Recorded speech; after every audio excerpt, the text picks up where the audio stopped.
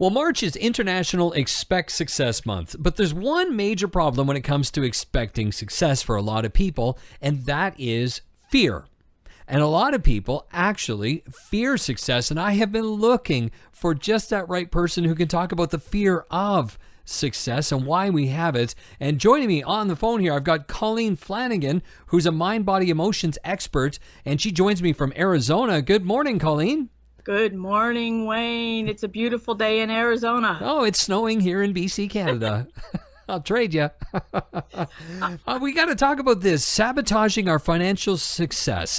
But there is that kind of fear that people kind of get comfortable in what they're doing at the moment, whether they're not very successful and they're kind of happy in that. Do you find that? Yes, absolutely. People are afraid to get out of their comfort zone. And a lot of times things that we noticed with our families or our friends and their families as children are locked into our subconscious minds. For example, we can see that we've known people who were financially successful, then they turned into not so nice people, or they lost it all and people made fun of them. So we have collected as humans all these different experiences that we have gone through as well as others, and we have put them into our subconscious mind and we carry them along, and that's what the subconscious mind does. Its job is to keep us in our comfort zone, and that includes financial success. And eventually we may find ourselves sabotaging our financial success. I've talked to so many people who, I'm doing so well, and then suddenly I lost it all, or I had a terrible car accident, I totaled my car. They only get to a certain point, Wayne, we'll say $20,000 a year, and they can't go over that, and they don't know why, but they have created a glass ceiling on themselves of financial success to only get to $20,000. When we talk about the subconscious mind, then, we have to believe it before we'll ever achieve it. Is that real?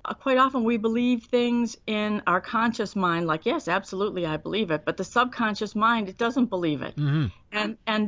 I will just say I found that so much in myself and my clients that people really believe, even when it comes to forgiveness. A client completely and totally forgave her brother for borrowing $25,000 that he never paid back. But when I focused into her energy and checked out her emotions about that subconsciously, deep and down, she did not. Yeah. And she was sabotaging her own success so her brother would not hit her up for more money because he never paid back the original loan. So there's a difference between the conscious and the subconscious mind. We may have these beliefs and expect success. However, the subconscious mind is like, no, something bad's going to happen. And so we sabotage ourselves or we just stay in our comfort zone. Okay, so what can we do to fix this? Well, there's a couple of ways I'd recommend. One in particular, it's not my favorite way, but I'll talk about that first. Okay. It's like the old saying, feel the fear and do it anyway. Just push through the fear, work through the fear, just go for it. Forget about the fear. The thing about that is people who are very sensitive, and probably more men are able to work through the fear than women. We get stressed out. And even though we're pretending to ignore the fear and work through the fear, it doesn't work well because it can cause stress-related conditions in our bodies because we're still afraid. We're just pretending that we're not. The second way, Wayne, is what I found to be a great way to clear out any fear of any kind, conscious or subconscious, is just by clearing out the energy meridians. And that's simply done by tapping under your nose above your upper lip while you focus on what you're afraid of as far as financial success goes. And people who are listening now might be thinking, I don't really know what I'm afraid of. I just know that for some reason I can't move forward. I feel maybe a little tightness in my gut or sort of uneasy or uncomfortable when I think of greater financial success. All you have to do to figure out what that hidden fear is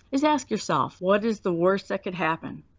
Like in that one woman's case, the worst that could happen is her brother's going to hit her up for another loan. Another person might be afraid they're going to lose it all. Like we've heard so much about people who have won millions in the lottery and 2 years later, it's all gone. Mm-hmm. Yeah, bad money management. You just think of that no matter how ridiculous or crazy the fear is, and then you just clear it out by, again, tapping with a fingertip very gently under your nose above your upper lip. Okay. And you can talk out loud and just say something like, I now release this fear that I'm going to lose all the money because I'm a bad money manager, and I let it all go now. And while you're tapping, and then take a nice deep breath in and out and sit down and just think, okay, how do I feel about this? Right. Like on a scale of 0 to 10.